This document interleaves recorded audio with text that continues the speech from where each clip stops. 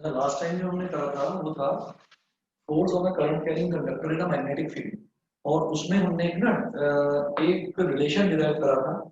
Relation था हमारा F is equal to force जो था force on a current carrying conductor placed in a magnetic field. तो ये था I L vector cross B vector.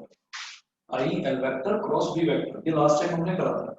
अब इसको हमने ये भी कह दिया था कि अगर इसका मैग्नीट्यूड निकालेंगे तो इसका मैग्नीट्यूड क्या हो जाएगा, आई तो बाहर है ही, और L vector cross B vector जो है, L vector cross B vector ये हो जाएगा L B sine theta.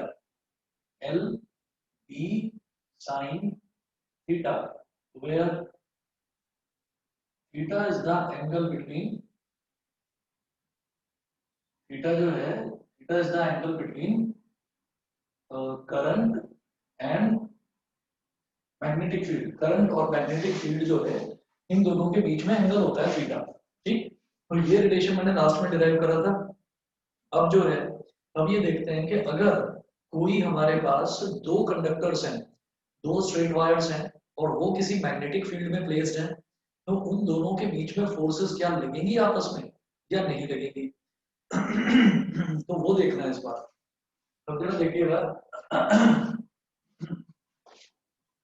Next है इसमें forces between two parallel current carrying conductors. तो सबसे पहले तो ये देखना है कि अगर दो पैरेलल करंट कैरिंग कंडक्टर्स हैं तो क्या उनमें भी कोई फोर्स लगती है आपस में। सिर्फ करंट कैरी कर रहे हैं, वो किसी तरीके का कोई मैग्नेटिक फील्ड नहीं है। तो ये ऑब्जर्वेशन करी गई थी, इसमें ऐसा कहा गया था। हालांकि ये चीज पूछी नहीं जाती, एग्जाम में पूछा नहीं जाता है। एग्जाम में तो बस ये कंसेप्ट याद रखना होता है कि अगर कोई भी दो करंट कैरिंग कंडक्टर्स हैं जो सेम डायरेक्शन में करंट कैरी कर रहे हैं, तो उनके बीच में एक फोर्स ऑफ अट्रैक्शन होता है। और जो डिफरेंट डायरेक्शंस में करंट कैरी कर रहे हैं उनके बीच में एक फोर्स ऑफ रिपल्शन होता है। तो वो एक छोटे से एक्सपेरिमेंट के थ्रू ऑब्जर्व किया गया। वो एक्सपेरिमेंट आप देख लीजिए। हमने कहा कि एक हमारे पास कंटेनर है। पहले तो ये है forces between to current carrying conductors.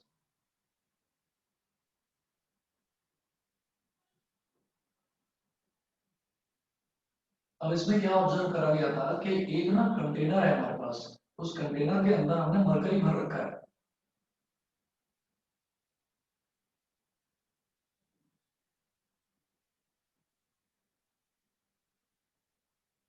इस कंटेनर के अंदर पूरा मरकरी है फिल्डअप। ठीक है, अब इसमें हमने क्या करा कि भाई देखिएगा कि यहाँ पर एक बैटरी लगी हुई है, नेगेटिव टर्मिनल और पॉजिटिव टर्मिनल इस तरह से। और फिर इसका ये वाला जो पॉजिटिव टर्मिनल का वायर है इसको यहाँ मरकरी में डिप कर दिया। फिर इधर एक वायर है, वो ऐसे जा रहा है। ठीक है, तो हम ये जानते हैं कि करंट की क्या प्रॉपर्टी होती है कि करंट पॉजिटिव टर्मिनल से निकलता है और नेगेटिव टर्मिनल की तरफ जाता है। तो करंट पॉजिटिव टर्मिनल से यहां से निकला, ऐसे निकला करंट आई। ठीक है, और फिर यहां पर गया। यहां पर जो एच है यानी कि मरकरी है, तो मरकरी एक कंडक्टर है। वो कंडक्टर है तो मरकरी के थ्रू करंट ट्रेवल करता हुआ वापस इस वायर तक पहुंचेगा, और इस वायर तक आके वो अपना नेगेटिव टर्मिनल पर पहुंच जाएगा, अपना लूप कंप्लीट करेगा। ठीक है, करंट की डायरेक्शन इसमें भी आई हो गई। ये फिर हमने क्या करा, हमने एक और वायर लिया, इसके पैरेलल रखा इस वायर को, और इस वायर को यहां से जोड़ दिया। फिर वही बात है कि करंट यहां से निकलेगा और वो इस कंडक्टर के थ्रू होता हुआ इस वायर तक जाएगा, और इस वायर के थ्रू होता हुआ फिर वो यहाँ वापस नेगेटिव टर्मिनल में आ जाएगा। तो ये करंट हो गए।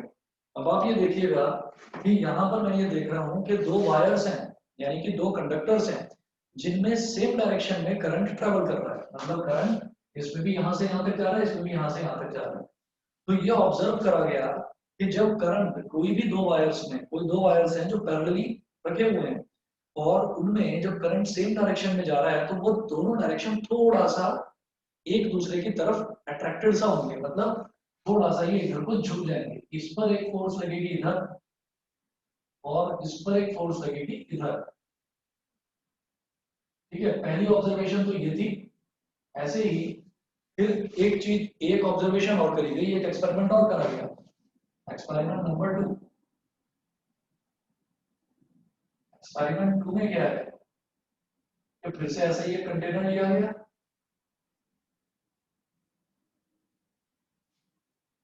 इसमें हमने यहाँ पर मरकरी भर दिया पूरा,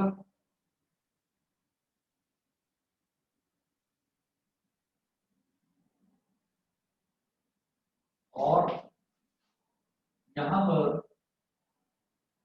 पॉजिटिव टर्मिनल इधर और नेगेटिव टर्मिनल इधर, और इसको हमने यहाँ पर इसमें लाकर मरकरी के अंदर डिप कर दिया इस बैटरी को, नेगेटिव टर्मिनल की जो वायर है। ठीक है। फिर हम क्या करेंगे कि आप ये देखिएगा कि यहां से हमने एक वायर लिया और इस वायर को ये एक काम करो, ये तो इसमें करा था कि नहीं, इसको ऐसे छोड़ दिया हमने, पॉजिटिव और नेगेटिव। तो जो पॉजिटिव वाला है पॉजिटिव वाला आप सीधा यहाँ पर इसमें कंटेनर में ले जाओ,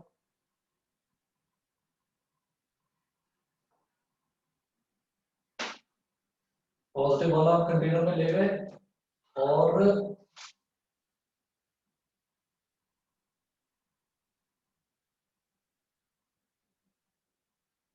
पॉजिटिव वाला ऐसे ले गए, और जो नेगेटिव वाला है इसको ना ऐसे घुमाकर ले जाता हूं मैं, यहां से ऐसे घुमाकर और इस तरीके से। अब देखिए इसमें क्या होगा कि करंट का तो प्रॉपर्टी है कि पॉजिटिव से निकलेगा और घूम फिर के वो नेगेटिव में आएगा। तो ये पॉजिटिव से निकला करंट, यहां से पॉजिटिव से निकला निकला निकला इधर गया, ये करंट हो गया आई, और फिर इसके बाद में ये वायर इसमें डिप हो रहा है मरकरी में, फिर यहां से आया, फिर इसको ये वायर दिखाई दे गया, और फिर ये इस वायर में ऐसे ट्रेवल करके फाइनली इस नेगेटिव टर्मिनल तक पहुंच जाएगा। बताइए समझ में आ गया? करंट का पाथ समझ में आ गया दोनों को? Yes, sir. बताओ, लक्ष्य क्लियर है?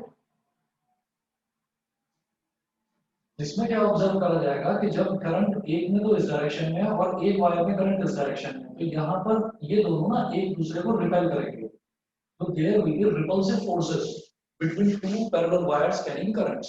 तो ये एक दूसरे को एक थोड़ा सा अलग की तरफ ये रिपेल करेंगे। ठीक है, तो ये दो एक्सपेरिमेंट थे।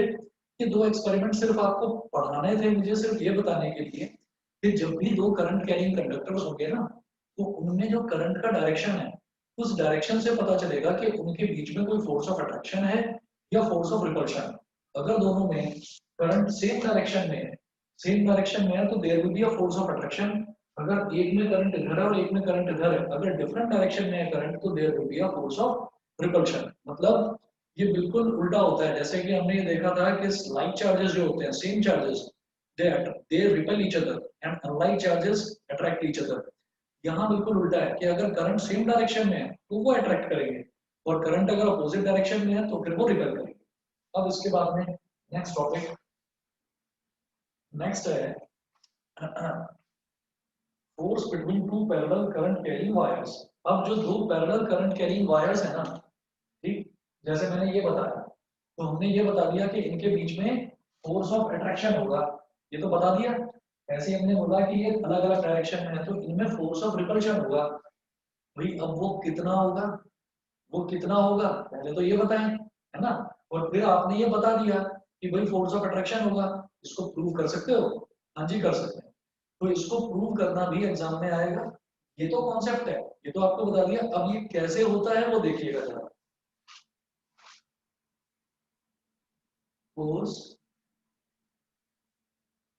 Between two force between two current carrying conductors, force between two current carrying conductors। ठीक है, अब इसमें देखते हैं हम कि दो अलग अलग केसेस लेंगे। एक केस लेंगे जब सेम डायरेक्शन में और एक केस लेंगे जब अपोजिट डायरेक्शन में। तो पहले सेम डायरेक्शन वाला ले लेते हैं। सेम डायरेक्शन वाले केस में ज्यादा ज्यादा मुश्किल नहीं लगेगा आपको, थोड़ा सा बस एक बार समझने की देरी है, समझ में आते ही फिर आसान। देखो मैंने कहा कि यहाँ पर मेरे पास एक वायर ये है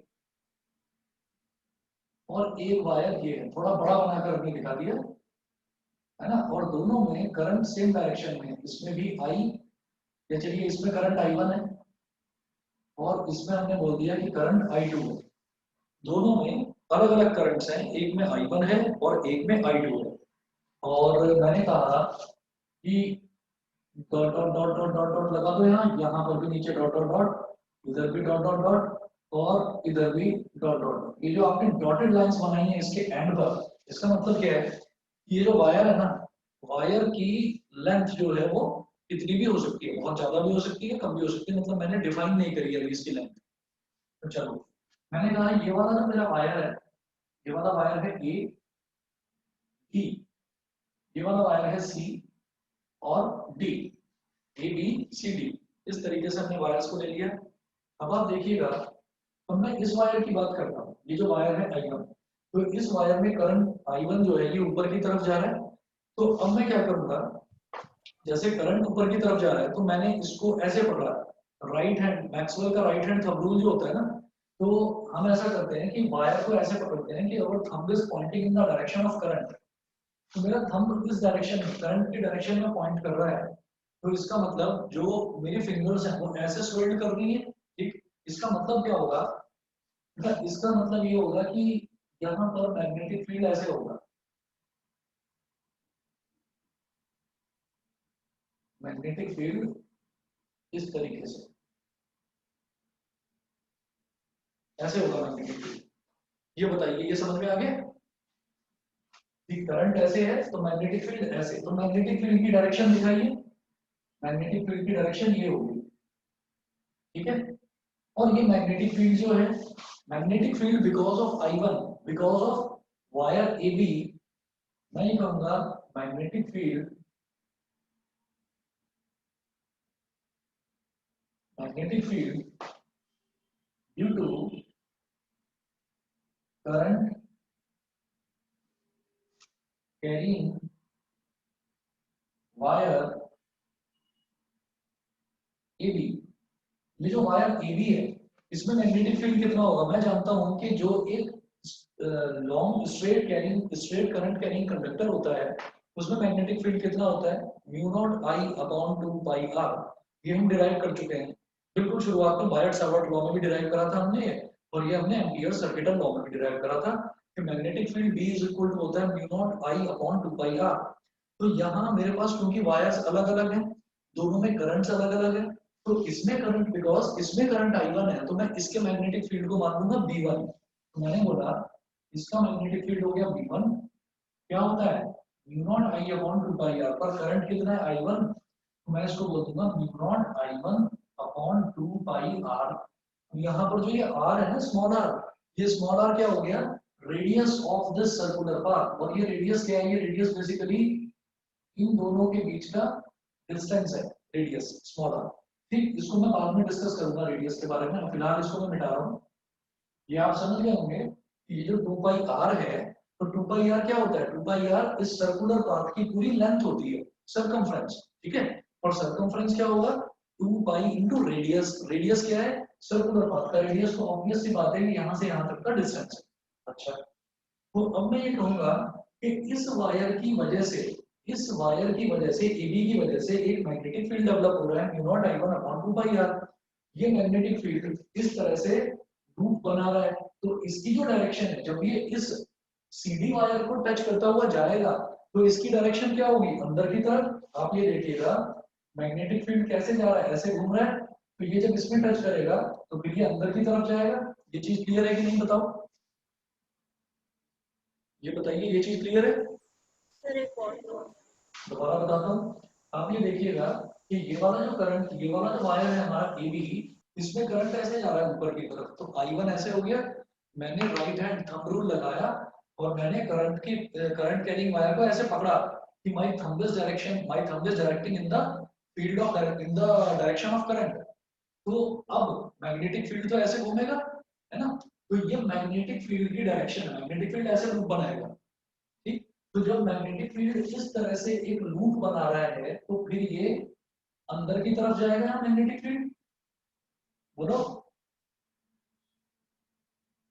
नहीं समझे? तो मैग्नेटिक फील्ड यहाँ पर अगर मैं इस पॉइंट पर देखूं तो टेंजेंशियली अंदर की तरफ जाएगा। ये हो गया मेरा V1 वेक्टर। बताओ बताओ आकृति, इतिका, लक्ष्य समझे कि नहीं? Yes sir. क्लियर है? बताओ इतिका। Yes sir. हाँ जी ठीक है, सर। ठीक है जी। तो अब मैग्नेटिक फील्ड में ना अंदर की तरफ हो गया। अब आप ये देखेंगे कि जब मेरे पास करंट की डायरेक्शन आ गई, जब मेरे पास मैग्नेटिक फील्ड की डायरेक्शन आ गई, तो ये चीज तो मैं 10th क्लास में भी पढ़कर आया हूँ, फ्लेमिंग्स लेफ्ट हैंड रूल। हम अपनी फिंगर्स को, लेफ्ट हैंड की फिंगर्स को ऐसे कर लेंगे। ठीक, अब ये जो मेरी इंडेक्स फिंगर है, इंडेक्स फिंगर दिखाती है मैग्नेटिक फील्ड का डायरेक्शन। मैग्नेटिक फील्ड कहाँ जा रहा है बेटा? अंदर की तरफ। ये जो मेरी सेंट्रल फिंगर है ये दिखाती है करंट का डायरेक्शन। ठीक, तो मैं अपनी फिंगर्स को ऐसे एडजस्ट करूंगा कि मैग्नेटिक फील्ड तो हो जाएगा अंदर की तरफ। देखो मैग्नेटिक फील्ड तो मैंने कर दिया अंदर की तरफ, बिकॉज मैग्नेटिक फील्ड इस लूप की वजह से ऐसे जा रहा है अंदर की तरफ, लेकिन करंट नीचे की तरफ। तो इसको हाथ को ऐसे पलट दो कि मैग्नेटिक फील्ड तो अंदर की तरफ ही रहे। ठीक है, देखो ये सेंट्रल, ये आपकी इंडेक्स फिंगर है, इंडेक्स फिंगर तो अंदर की तरफ, और जो सेंट्रल फिंगर है ये ऊपर की तरफ। तो ये थंब का डायरेक्शन कहाँ हो गया? इस तरफ। समझ गए कि नहीं? यस अभी sir. Magnetic yes sir. Field हो गया अंदर की तरफ, सेंट्रल फिंगर यानी कि करंट का डायरेक्शन ऊपर की तरफ, और थंब कहाँ कर रहा है इंडिकेट? इस तरफ, यानी कि फोर्स लगेगा इस तरफ। ठीक है, तो एक फोर्स यहाँ पर लगेगा इस तरफ। अब ये फोर्स किस पर लग रहा है? ये इस वायर पर लग रहा है। तो इस फोर्स को बेटा मैं बोल दूंगा F2 वेक्टर। इस फोर्स को हम बोल देंगे F2 वेक्टर। बताइए समझ में आया क्लियरली कि नहीं? Yes sir. ठीक है, अच्छा। अब एक चीज देखिएगा, इससे ये पता चल गया कि ये एक वायर तो ये वाला था, एक वायर तो ये वाला था, तो इस वाले पर फोर्स इधर लग रहा है, अंदर की तरफ लग रहा है। अब मैं बात करता हूँ कि भाई यहाँ पर भी तो करंट I2 है, तो इस I2 करंट की वजह से भी तो कोई मैग्नेटिक फील्ड होगा, बिल्कुल होगा। तो जरा आप इस I2 को देखते हैं। तो ये तो मैंने ऊपर बनाकर दिखाया है, direction of magnetic field, direction of current. यहाँ बात करते हैं ये जो I2 है, इसमें भी तो करंट ऊपर की तरफ जा रहा है, तो इसको ऐसे पकड़ो। जब इसको ऐसे पकड़ेंगे तो इसमें भी मैग्नेटिक फील्ड इस तरह से स्वेल्ड कर रहा है, तो इसका मैग्नेटिक फील्ड बनाइए ऐसे आप। यहाँ मैंने दिखाया ये I2 है और इसका मैग्नेटिक फील्ड ऐसे हो गया।